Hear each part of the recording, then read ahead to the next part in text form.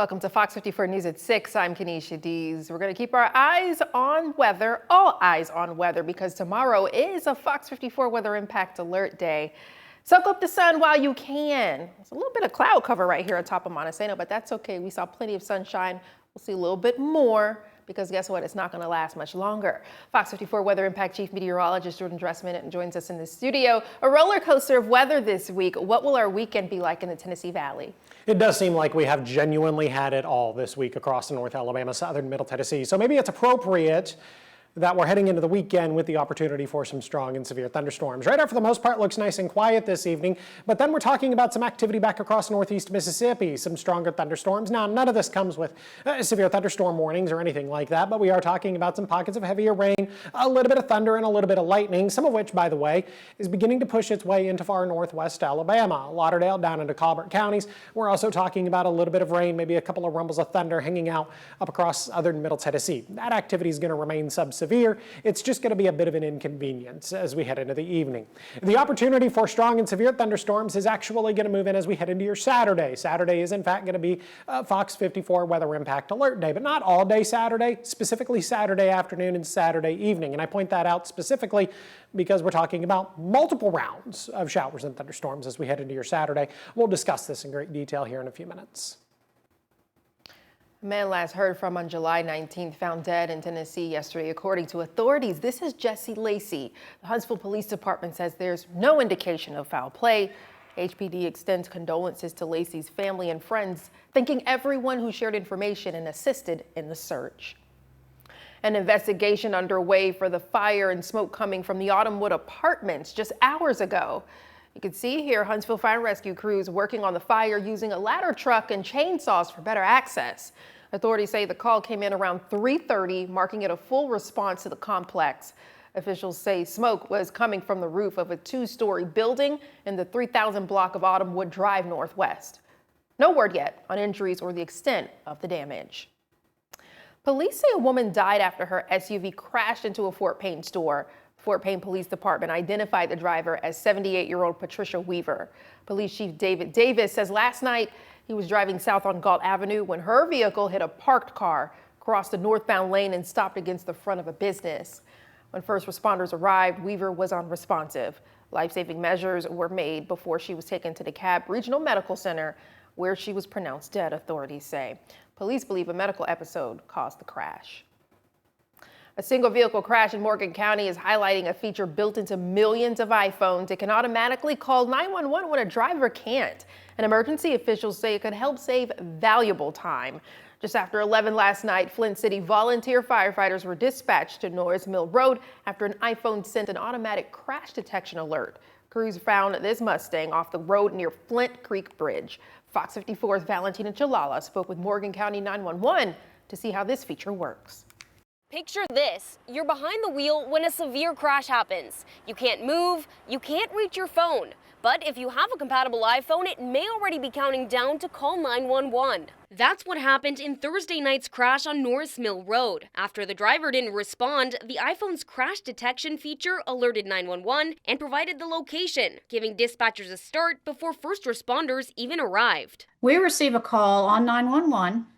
What it is it's a recorded loop that gives us a statement saying that this is an iPhone crash notification and the coordinates of the person and they have been potentially in a severe collision. Once the call is connected, the iPhone's microphone turns on. The owner of this iPhone was in a severe car crash and is giving dispatchers a chance to hear what's happening at the scene, whether that's the driver, a passenger, or someone who stops to help. When the speaker opens up, if we're able to make contact from that person, then we can assess injuries, we can try to do some pre-arrivals, try to get better information, and be able to help them and responders as they're going to the scene. After the call, the device can also send your location and a message to your emergency contacts if they're set up. And while false alerts can happen, users do have time to cancel the call if they're safe. In Huntsville, I'm Valentina Chalala, Fox 54 News. Crash detection is available on iPhone 14 models and newer and is turned on by default. But to learn how to set up your emergency contacts and medical ID, go to fox54.com. A ruling out of Colbert County today confirming the jury pool for the capital murder trial of Brian Martin, pictured here, can include up to 400 people. Martin is charged in the 2021 shooting deaths of Sheffield Police Sergeant Nick Reisner and his former roommate, William Milback Jr. The cases are separate. This trial is for the murder of Nick Reisner. Martin faces 3 counts of capital murder, 3 counts of attempted murder, 3 counts of discharging a gun into an occupied vehicle, abuse of a corpse, and being forbidden to possess a gun. The legal fight over 2 former Lorne real estate apartment complexes is growing. You may remember FOX54's reporting on what residents were saying about Serenity Apartments in Huntsville and Sutton Apartments in Madison. Here's a listen from residents who live near the apartments. I don't see anybody staying there, and if there's a plan to be demolished, and it will be good for us. Can't understand why they would want to wait for anybody to even try to fix this situation. Don't think it's fixable. The sooner the better would be best, just because the longer it's there, the longer it's a hazard. And just concerned about the residents is actually staying over here. Yeah, and what we know about this appeal is that there are no hearings that have been scheduled, and also the receiver says that the legal standing is because he's responsible for managing both properties. Again, no hearings have been scheduled, and FOX54 reached out for comment. Arab's new animal shelter is taking shape in the city, should soon have a big upgrade from its prior facility. Look at this. City leaders are touting progress on the new shelter more than a year after severe storms tore through the old one on Heroes Lane in April of 2025. No animals were hurt, but it was the final straw for a building that was already outdated.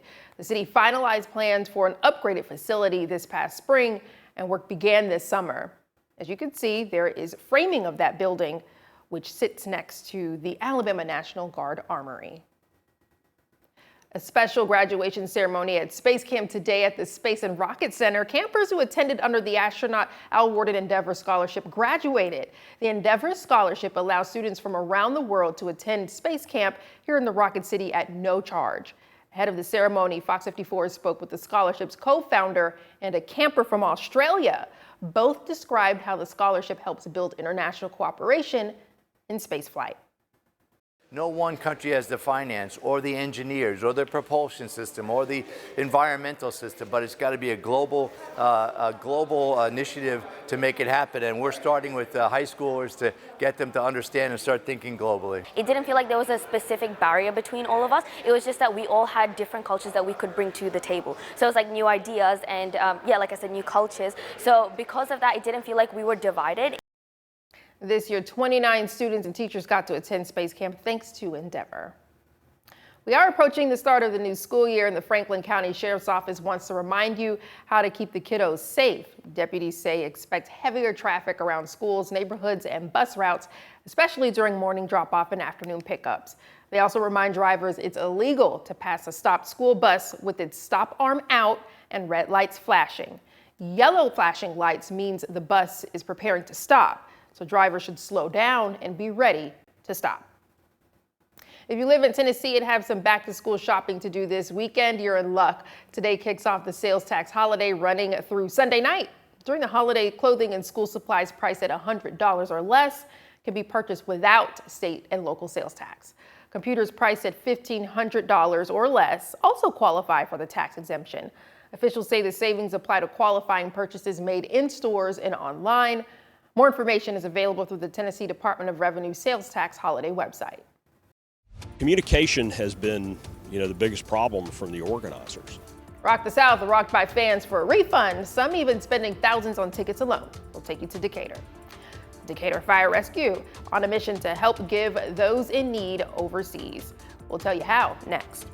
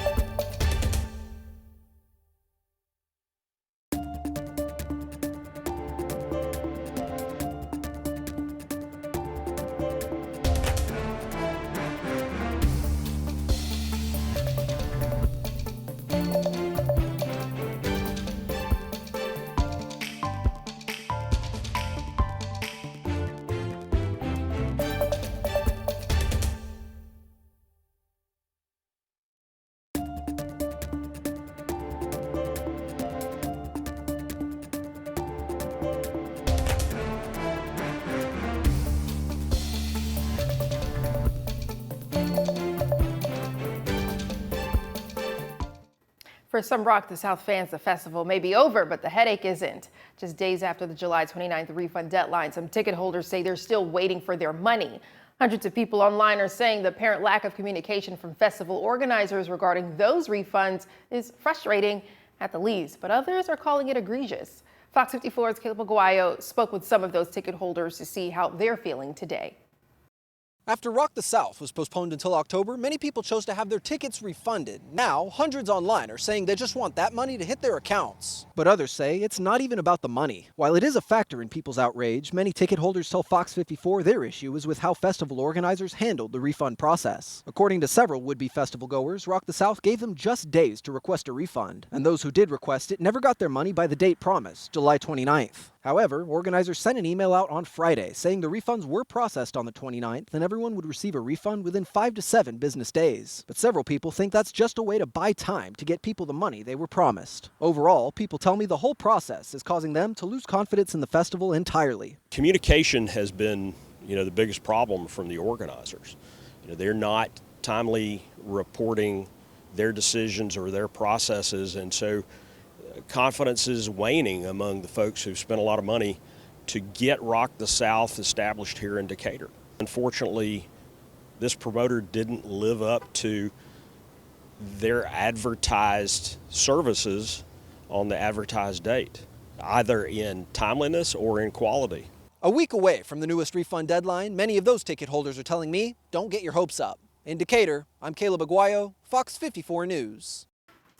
The postponement also hit local restaurants, hotel bookings, and people who made travel accommodations from across the country. Check out Rock the South's impact on fox54.com. We've got a lineup of events to do to wrap up summer break. We've got your happening this weekend. That is next. And while we talk all things weekend, Jordan, what's in our forecast? Yeah, the potential for some strong and marginally severe thunderstorms to develop across the Tennessee Valley, specifically Saturday afternoon and Saturday evening. Saturday is the Fox 54 Weather Impact Alert Day. We'll discuss it in just a minute. Over County 911, what's the address of your emergency? Okay, your wife is in a bar. You said she's unresponsive. This is what he's going to tell you. You know how to get out of that situation. And I grabbed the gun. Trying to find the first place to put a body. No, sir. The only thing they could do was kill him. You want to say anything? We, the jury, and to find the defendant.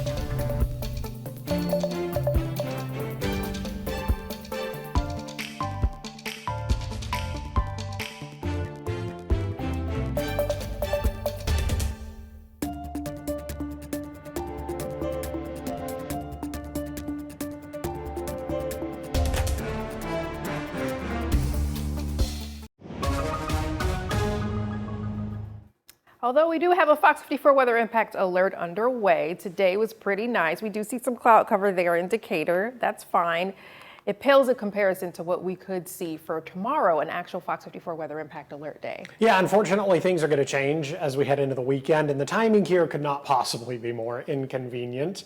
And it really just kind of puts into fact that I am the bearer of bad news today. I mean, you're right, though. We could take just a couple of brief seconds, just pause and enjoy Friday for what it was. Yeah, and it was a very nice Friday, and it's proving to be, for the vast majority of us, a very nice Friday evening. So let's just enjoy that while we can, because things are going to change in potentially a big way as we head into the weekend. 86 degrees right now in Huntsville, 88 both Pulaski and Fayetteville, sitting at 90 in Moulton, 86 degrees right now in Coleman. Temperatures much the same over in northeast Alabama. Scottsboro, good evening, you're sitting at 90. Fort Payne, good evening, you currently find yourself sitting at 87 degrees.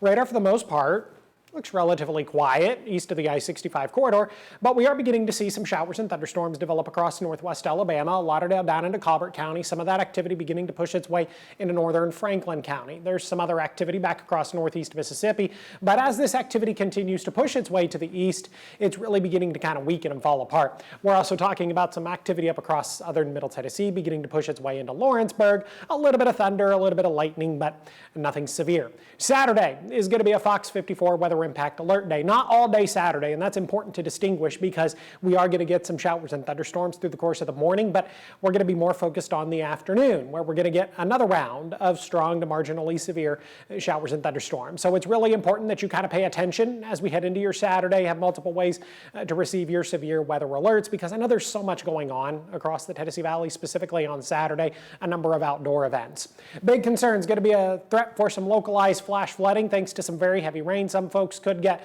1 to 2 inches of rain over the course of about 45 minutes to an hour. We could get a little bit of hail thrown into the mix. I think our biggest concern is going to be the threat for some gusty, damaging winds, specifically as we head into the later part of the afternoon and then through the early part of the evening.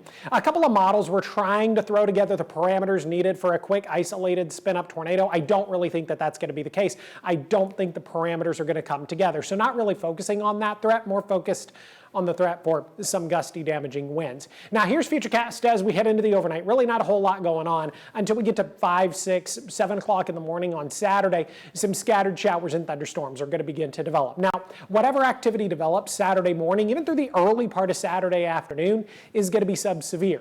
Is it going to be inconvenient? Yes. But is it going to be severe? No. We get a little bit of a break through the course of the afternoon, 2, 3, 4, maybe even 5 o'clock. We get a little bit of a break. We enjoy a little bit of sunshine. The more sunshine we get, the better the chance of getting some stronger severe thunderstorms as we head into the middle part of the evening. So if it ends up staying cloudy all day tomorrow, that would actually be considered a good thing.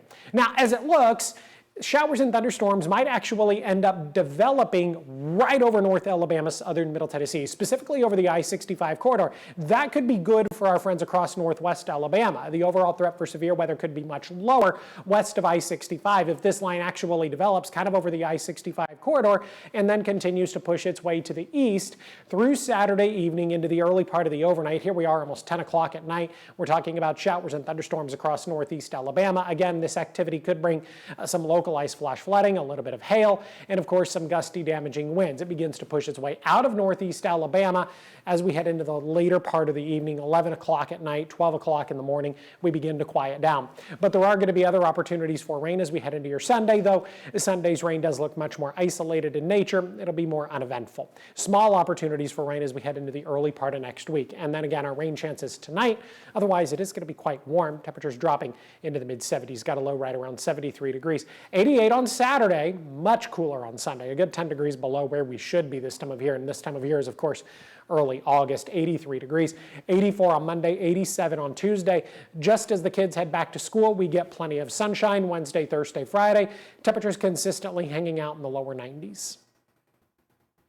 Decatur Fire and Rescue is donating dozens of pieces of retired rescue equipment, and it's going all the way across the world to Zambia and sub-Saharan Africa.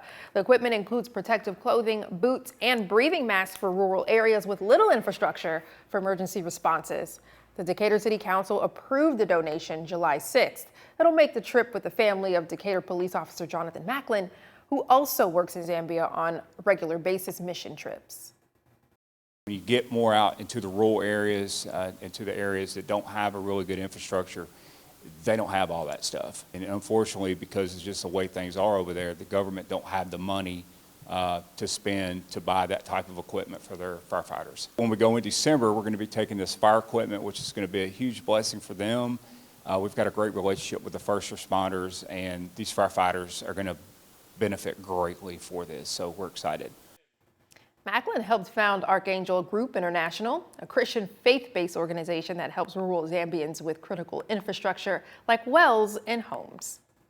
A special day for children with special needs across Decatur after the city's fire rescue joined families for an afternoon cookout and swimming at Point Mallard Park. It's the department's third annual event, giving those with special needs an opportunity that's rarer for them than for most people. The opportunity to have some fun in the sun. According to some of those families, inclusive events like these make life just a little easier. Without that, I don't think we would really truly be able to do this. And if we went to a regular water park event, it just wouldn't happen. We'd be staying home. He gets to hang out with peers who are also similar to him, and also adults that are similar to him. We get to go out in the public, basically, instead of stay home. Wow, well, according to organizers for the event, it's all about food, family, fellowship, and fun for the children. First weekend of August, just hours away, and I'm sure you're ready to get outside and have some fun. If you need a weekend pick-me-up, you've come to the right place. Fox 54 has all the weekend's happenings for you. Light Up the Night kicks off in just a few minutes at Big Spring Park, hosted by our friends at Huntsville Parks and Rec from 6 to 9 p.m. The park will be illuminated with bright, colorful lights. The end of summer celebration features live music, neon face painting, games, dancing, and a foam party. The fun is open to all ages, and children get free Light Up party favors. If your weekend could use a little more cheers, the Rocket City Trash Bandits have you covered. Tomorrow from 5 p.m. to 8 p.m., Toyota Field turns into a beer and wine festival with unlimited craft beer, wines, and specialty cocktail samples. There's also live music from DJ Swifty, local food and vendors, plus a mechanical bull and putt-putt. Snag a VIP ticket and get access to exclusive tastings. Hungry? Well, foodies, get ready to eat.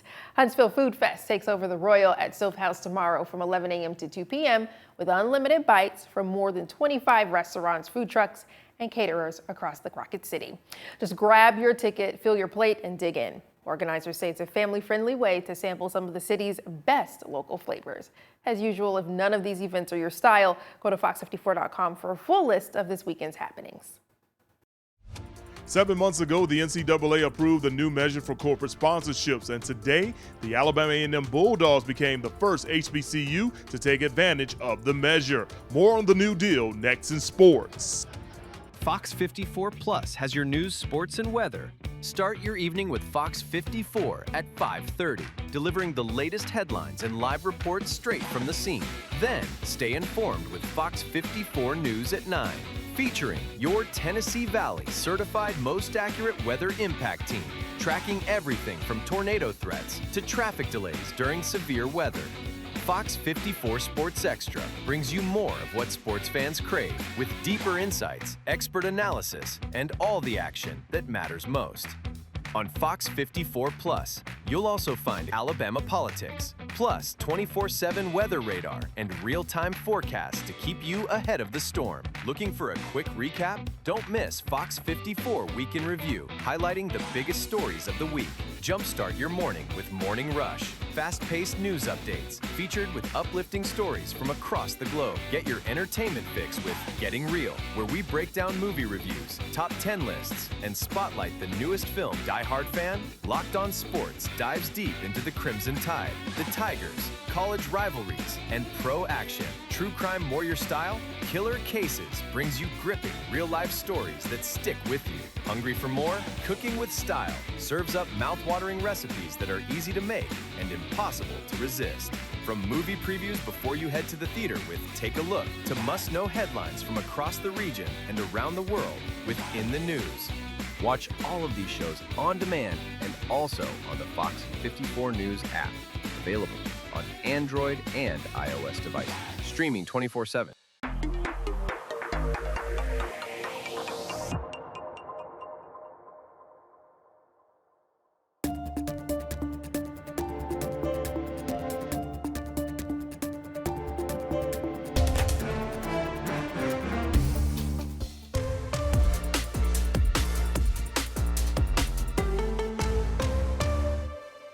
Back in January, the NCAA approved a measure allowing athletic teams to receive revenue from an organization in exchange for a jersey patch on their uniform. We've already seen Notre Dame and Michigan jump on this, and now Alabama A&M has joined the party. Today, Dr. Paul Bryant and the Bulldogs announcing a jersey patch deal with Omni2 Max, a professional technical service firm that's based in San Diego, California. It's owned and operated by Dr. Alan Maxwell. The deal will add $250,000 to the athletic budget this year. The move is groundbreaking because Alabama A&M is the first HBCU to sign a deal like this. Once we presented to him and Ms. Siobhan exactly what we were looking to do, it became a no-brainer for them. And I know this is probably one of the first to do it. Well, we know it's the first in athletics, but as far as HBCUs, so we're excited to do that. The patch will be seen on national television beginning on August the 29th when Alabama A&M takes on Howard in the MEAC SWAC Challenge. And one person who's very excited about the opportunity is Omni2 Max's owner and CEO, Dr. Alan Maxwell. And what we're doing here today will change college football. It'll change the program. We'll have more companies wanting to do what we just did to help enhance. It's all about the students, and it's all about the athletes, and it's all about them achieving things in life. You know, we learned back when I was 20, I didn't think things that I'm doing now was real. Guess what? I'm here now, and it's real. That does for sports on Fox 54. I'm Mo Carter. Tonight on Fox 54 News at 9, an iPhone notification could save your life. EMS tells us how the alert leads to rescues. Only 10% of registered voters cast a ballot this primary election season. We hear how organizations are encouraging voters to go to the polls. As NASA works on getting us back to the moon, let's remember some milestones of how we got there. Today in history, we'll have all these stories and more for you tonight on Fox 54 News at 9. Well, check this out. The internet lost it when this tiny kitten with mobility issues gets a DIY do-it-yourself wheelchair to fit his small size. Oh, made from rulers, zip ties, and a pair of Hot Wheels toy ambulances. The Cincinnati Animal Care Shelter says the kitten named Gelato was unable to stand or walk on his own when he arrived. He's so cute. With love from the internet, Gelato has since been upgraded now, sporting a 3D printed ride. You know, it always amazes me. Like, we know that there are folks with disabilities, but our fur babies have disabilities too. Now, as we all are very well aware, I have a large disdain towards felines.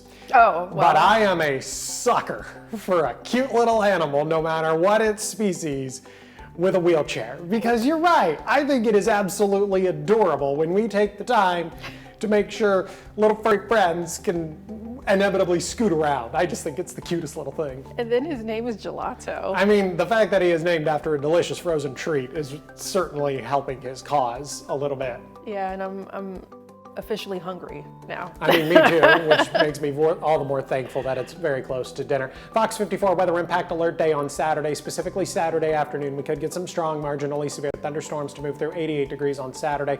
Much cooler on Sunday, smaller opportunities for rain on Sunday. So Sunday definitely going to be the better of the 2 days this weekend. All right, and then we look forward to the start of the new school year next week. It looks like we saw some. I know, and it looks like we see some sunshine on that end of the spectrum. All right, well, we have more show for you later on tonight at 9. We'll see you then.